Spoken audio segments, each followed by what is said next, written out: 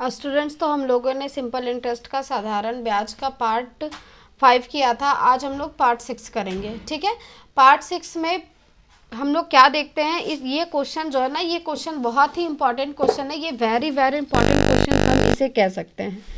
कह सकते क्या, ये क्वेश्चन बहुत ही ज़्यादा इंपॉर्टेंट होता है और इसको हम आपको उसी तरीके से बताएंगे जिससे हम आपको पहले पढ़ा चुके हैं। परसेंटेज चैप्टर में हम इस चीज़ को, आपको इस कॉन्सेप्ट को जो भी हम बताएंगे उसको हम परसेंटेज चैप्टर में बहुत ही अच्छे तरीके से क्लियर किए थे, जिसमें जैसे हम लोगों ने जुड़वा बच्चे वाला पढ़ा था, या उसे इतना प्रतिशत की दर से इतना प्रतिशत उसको देता है, इतना प्रतिशत उसको देता है, तो दोनों का हिस्सा हमें बताना था। सेम उसी तरह का क्वेश्चन ये भी है। और इसमें जो है ये आपको क्या करना है कि उसी तरह के कॉन्सेप्ट से आपको बनाना है। तो अगर आप पहले वाला क्लास किए होंगे परसेंटेज चैप्टर का, तो आपका ये कॉन्सेप्ट बहुत अच्छे से क्लियर हो जाएगा। और अगर आप नहीं भी किए होंगे तो अभी आप इस वीडियो को देख लीजिए, फिर आप उसे बाद में भी एक बार परसेंटेज चैप्टर वाला भी देख लीजिएगा, तब आपका कॉन्सेप्ट क्लियर हो जाएगा। इसमें भी आपका अच्छे से क्लियर हो जाएगा। हम 1 क्वेश्चन 2 क्वेश्चन 3 क्वेश्चन करवाएंगे तो आप अच्छे से समझ जाएंगे। ठीक है, और अगर आप हमारे चैनल पर नए हैं तो एक बार चैनल को सब्सक्राइब भी कर दें और वीडियो को लास्ट तक जरूर देखें, क्योंकि इसमें इस पार्ट में बहुत ही इंपॉर्टेंट क्वेश्चन होने वाले, जो 1 2 3 क्वेश्चन 4 क्वेश्चन जितने भी क्वेश्चन होंगे वो सारे बहुत इंपॉर्टेंट क्वेश्चन होंगे। ठीक है, क्योंकि लंबा क्वेश्चन देख के जो है ना वो बच्चे इसे छोड़ देते हैं, तो आपको छोड़ना नहीं है, क्योंकि हम कॉन्सेप्ट सीख रहे हैं, हम रट नहीं रहे हैं। चीज़ों को जो रटते हैं वो एग्जाम में छोड़ के आ जाते हैं, और जो चीज़ों का कॉन्सेप्ट सीखते हैं वो जो है वो एग्जाम में कोई भी क्वेश्चन हो बच्चे करके आते हैं। ठीक है, तो चलिए इस क्वेश्चन को हम लोग करेंगे और बहुत आसान तरीके से करेंगे। ठीक है, देखिए क्या है क्वेश्चन। एक व्यक्ति 2000 रुपए की राशि उधार लेता है। किसी से कोई व्यक्ति 2000 रुपए की राशि उधार लेता है, वह इसमें से कुछ भाग 12% साधारण ब्याज की दर से एवं शेष भाग 14% साधारण ब्याज की दर से 12% साधारण ब्याज की दर से उधार लेता है, और जो बचा हुआ भाग है उसको वो 14% साधारण ब्याज की दर से वो उधार लेता है। ठीक है, यदि 1 वर्ष का साधारण ब्याज 256 रुपए प्राप्त होता है तो प्रत्येक भाग बताओ। यानी कि एक वर्ष का जो है दोनों मिला के 1 वर्ष का जो ब्याज है वो 256 रुपए बन रहा है, ये हमें क्वेश्चन कह रहा है। ठीक है, देखिए इस क्वेश्चन को हम लोग कैसे बिल्कुल आसान तरीके से बनाएंगे। सबसे पहले राशि वो कितने का ले रहा है, 2000 रुपए का राशि ले रहा है, ये हमें निकालना है।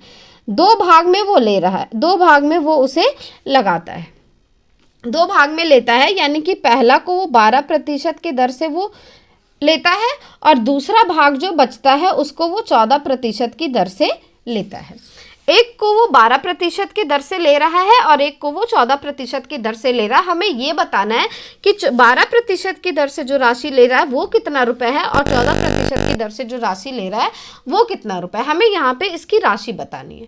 ठीक है, तो सबसे पहले राशि हम कैसे बताएंगे वो देखिए, कैसे निकालेंगे। 12%, अगर मान लीजिए कि ये आपका 12% है, अगर आप पहले वाला क्लास किए होंगे तो आपको ये कॉन्सेप्ट थोड़ा याद होगा।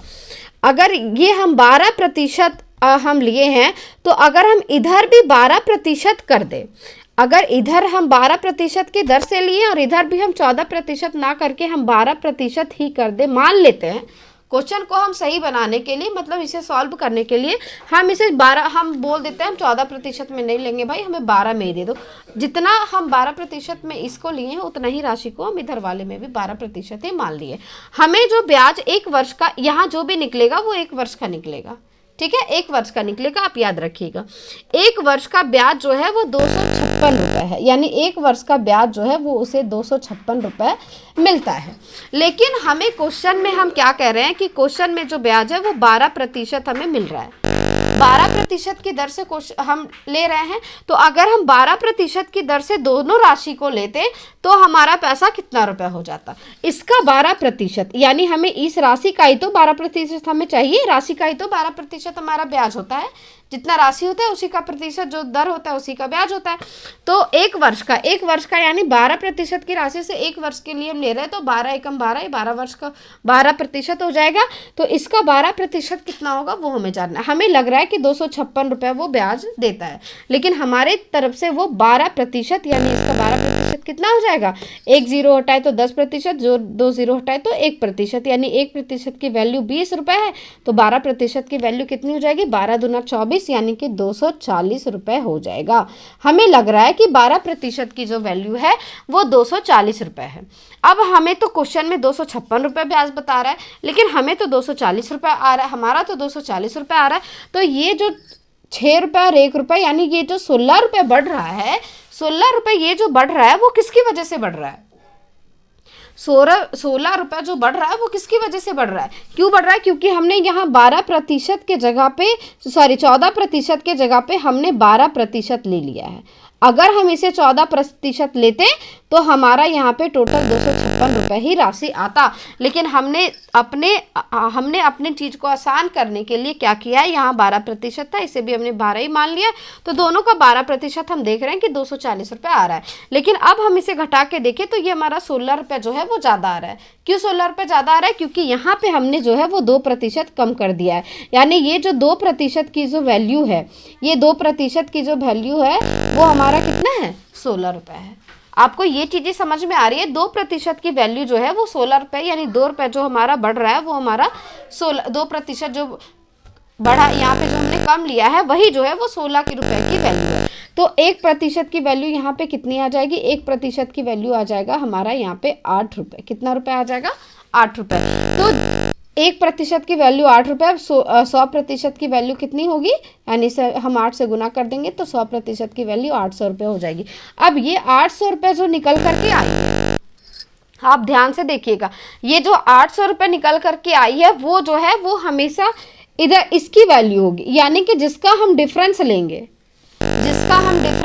यानी जिसकी वैल्यू हम लोग कम करेंगे उसका वैल्यू ये आएगा, यानी इसकी वैल्यू जो है वो 800 रुपये आ गई। ये हमारा इसकी वैल्यू आ गया 800 रुपये, इसकी वैल्यू, यानी जो हम लोग 14% की दर से लिए थे उसकी वैल्यू 800 है, तो 2000 में 800 रुपये जो है वो इधर आ गया। तो इधर 12% की दर से जो लेंगे वो राशि कितना हो जाएगा, तो वो 2000 में 800 रुपये घटा दे तो ये हमारा 1200 रुपये जो है वो इधर आ गया।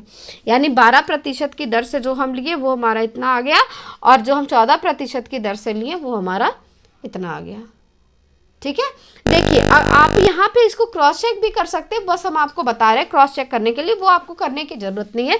अगर हम आपको लग रहा होगा ना कि ये आंसर हमने कैसे ला दिया इस तरीके से करके, तो आप इसे क्रॉस चेक कर सकते हैं। मान लो 1200 की राशि को हम 12% की दर से लेते हैं, तो 12% कितना हो जाएगा, 144 हो जाएगा। और इसका अगर हम 14% निकालें तो इसका 14% कितना हो जाएगा, 14 8 कितना होता है, 2 8 32 2 और 3 8 और 3 यानी 11, ये कितना आ गया 11। अब हम इसे जोड़ दें तो ये कितना आ गया, 256 रुपये आ गया। वही तो हमारा 256 रुपये एक वर्ष की राशि थी, एक वर्ष का ब्याज था ये 256 रुपये। तो ये तो हमने इसे क्रॉस चेक भी कर लिया है। अब हमारा ये आंसर जो है वो सही आ गया, यानी 256 रुपये राशि जो है वो है। ठीक है, ये एक वर्ष का ब्याज जो है वो 256 रुपये, यहाँ भी हमने क्रॉस चेक कर लिया है। तो ये हमारा वैल्यू जो आएगा, बस आपको ये चीज़ याद रखना है कि ये जो वैल्यू आएगा वो आपका जो हम लोग डिफरेंस लेंगे ना, ये उधर का वैल्यू आएगा, ना कि इधर का वैल्यू आएगा। ठीक है, जिसका डिफरेंस लेंगे हम लोग, जिसको कम करेंगे, जिसका कम प्रतिशत लेंगे, उसी का हम लोग, या तो इसे ज़्यादा तो हम करेंगे नहीं, इसे कम ही करेंगे, तो इसका वैल्यू जो है वो हमारा वही 100% वही निकल के आएगा। बस आपको इसमें एक ही चीज़ याद रखना है, बाकी आपको कुछ याद रखने की ज़रूरत नहीं है। फिर आप जैसे जैसे सॉल्व करते जाओगे फिर आपका सॉल्व हो जाएगा। ठीक है, चलिए इस क्वेश्चन को एक बार और हम आपको बताते हैं कि 2000 की राशि को वो लेता है उधार, जिसको कुछ राशि को 12% की दर से, कुछ राशि को 14% की दर से। तो हमें दोनों तरफ इक्वल करना था, इसलिए इधर 12 था तो हमने इधर भी 12 ही ले लिया। तो 2000 का 12% हमें क्वेश्चन में कह रहा है कि 256 रुपए इसकी एक वर्ष का ब्याज है, लेकिन हम अगर इसका 12% ले रहे हैं तो हमें 240 रुपए लग रहा है, जो कि 16 रुपए इससे ज़्यादा है। इसके रियल ब्याज से सॉरी इसके रियल वैल्यू जो है वो 16 रुपए जो हम निकालें उससे 16 रुपए ज़्यादा है। तो ये 16 रुपए ज़्यादा क्यों हो रहा है? इसके वजह से हो रहा है जो हमने यहाँ पे कम लिया था 12%, उसके वजह से। तो 2% की वैल्यू 16 है, एक की वैल्यू 8 है, तो 100% की वैल्यू 800 रुपये आई है। 800 रुपये हम किधर लेंगे? जिसका हम डिफरेंस निकालेंगे उधर की वैल्यू हम 800 रुपये लेंगे। ठीक है, अब इसी को हम दूसरा क्वेश्चन बनाएंगे, तब आपका कंसेप्ट जो है वो बहुत अच्छे तरीके से क्लियर हो जाएगा। इसमें देखिए आपका क्वेश्चन हम थोड़ा क्वेश्चन को हम चेंज करते हैं, फिर हम लोग दूसरा क्वेश्चन करेंगे, है ना। देखिए इसमें आपका क्वेश्चन क्या है, इसकी वैल्यू को हम चेंज कर रहे हैं, दर आपको चेंज करना है 1 वर्ष के लिए, यहाँ भी चेंज करते हैं ना, बाकी ये जो 14 वर्ष है इसे भी चेंज करते हैं।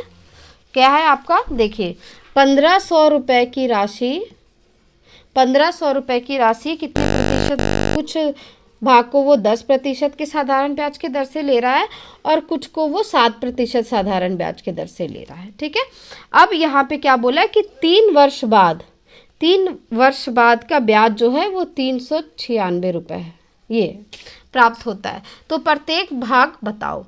अब देखिए यहाँ पे आपको थोड़ा सा डिफरेंट क्या मिलेगा कि यहाँ पे जो आपका क्वेश्चन है वो एक व्यक्ति 1500 रुपये की राशि उधार लेता है, वह इससे कुछ भाग को 10% साधारण ब्याज की दर से एवं शेष भाग को 7% साधारण ब्याज की दर से उधार लेता है। 3 वर्ष बाद ब्याज इतना रुपए प्राप्त होता है, तो प्रत्येक भाग बताओ। हमारा जो यहाँ पे जो कॉन्सेप्ट निकल के आता है, कॉन्सेप्ट वो क्या है? देखिए 1500 रुपये की राशि है, एक राशि को हम कितना ले रहे हैं? एक राशि को हम 10% ले रहे हैं 10% की दर से, और दूसरी राशि को हम 7% की दर से ले रहे हैं। क्वेश्चन हमारा यही है। ठीक है, अब यहाँ पे थोड़ा सा चेंजिंग क्या हो गया है कि ये जो वैल्यू, ये जो ब्याज है वो आपका 3 वर्ष का दे दिया है। देखिए यहाँ पे लिखा है ना 3 वर्ष का साधारण ब्याज, तो हमें ब्याज कितने वर्ष का चाहिए? जब हम इसे गुना करेंगे तो ब्याज तो हमें 1 ही वर्ष का चाहिए। हमें यहाँ ब्याज कितने वर्ष का दे रखा है? 3 वर्ष का। तो हम सबसे पहले यहाँ से 1 वर्ष का ब्याज हम निकाल लेंगे, तो इसे 3 से भागा दे देंगे। 3 से भागा हम इसे क्यों देंगे? क्योंकि 3 वर्ष का ब्याज यहाँ दे रखा था और हमें पता है कि साधारण ब्याज प्रत्येक वर्ष समान होता है ना। तो साधारण ब्याज आपका प्रत्येक वर्ष समान होता है, तो इसमें हम लोग 1 की वैल्यू निकाल देंगे, यानी 1 वर्ष में वो 1 3 2 यानी 132 रुपये जो है वो 1 वर्ष का ब्याज जो है ये आपका 132 रुपये आया है 1 वर्ष का ब्याज। अब हमें क्वेश्चन बनाने में कैसे आसानी होगी वो देखिए। 1 वर्ष का ब्याज हमारा 132 रुपये निकल के आ गया है, हमें 1 वर्ष का ही ब्याज चाहिए। अब देखिए यहाँ पे हम इसे 10% ना मान के, इधर 7 है तो हम इसे भी 7 ही मान लेते हैं ना, इसे भी हम 7% ही मान लेते हैं।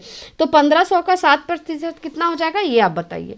1500 का 7%, 2 0 हटा दिए तो 1% आ गया, यानी 15 और 7%, 15 सत्ते कितना हो जाएगा? 105। कितना हो गया? 105। अगर हम इसे देखें तो घटा दे 7 और 2, यानी ये जो 27 बढ़ के आ रहा है, 27 जो आ रहा है वो हमारा किसकी वजह से आ रहा है? क्योंकि हमने यहाँ पे 10% की जगह पे 7% लिया है, यानी यहाँ अंतर कितने का हमने कर 3% का यहाँ पे अंतर है। तो ये 27 रुपये जो आया है वो किसकी वैल्यू है? वो 3% की वैल्यू है। किसकी वैल्यू है? 3% की वो वैल्यू है। तो 1% का वैल्यू कितना हो जाएगा? 1% का वैल्यू हमारा 9 आ जाएगा, यानी 1% का वैल्यू 9 है, तो 100% का वैल्यू हमारा कितना हो जाएगा? 900 हो जाएगा। अब ये 900 जो वैल्यू आई है वो इसकी आई है या इसकी आई है? आप बस बता दो। 9% की वैल्यू जो आई है वो इधर वाले की आई है या इसकी आई है? तो आप, हमने क्या बताया कि जिसका डिफरेंस हम लेंगे ये वैल्यू उस तरफ की आएगी। ठीक है, यानी 900 जो वैल्यू है वो इधर की वैल्यू आई है 900 रुपये, और इधर का वैल्यू कितना? अगर 1500 में 900 इधर है तो इधर कितना हो जाएगा? इधर की वैल्यू आपका 600 रुपया आ जाएगा, यानी प्रत्येक भाग आपका कितना है?